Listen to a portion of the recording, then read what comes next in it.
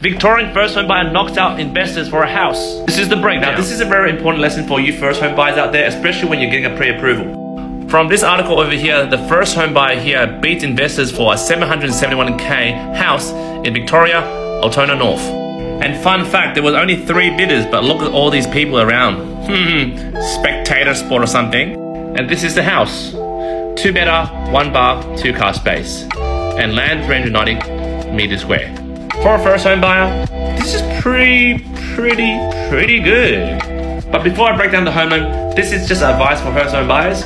For many first home buyers, what they do, and this is the biggest mistake, is that if they can service a loan up to 800k for a property purchase, they usually tell the banker, nah, well, we don't really want that much. I don't think we're going that high. So just get us just what we're comfortable with. Like maybe a 650k property purchase pre-approval. Even though their income can service something around $800,000, most of first home buyers who don't usually, go to a broker will just go to the bank and go, oh, well, we'll get you something for 650, whatever you say.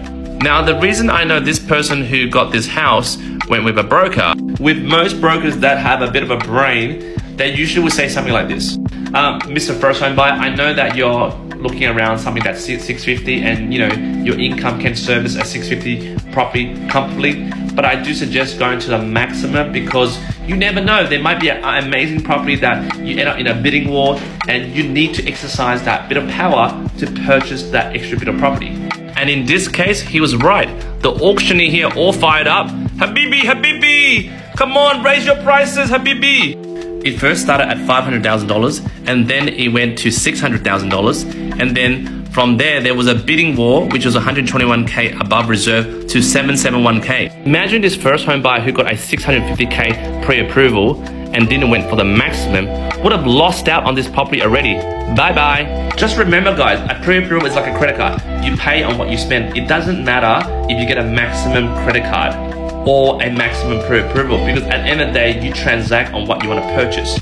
Always apply for the maximum pre-approval, just in case you're fighting those bloody investors.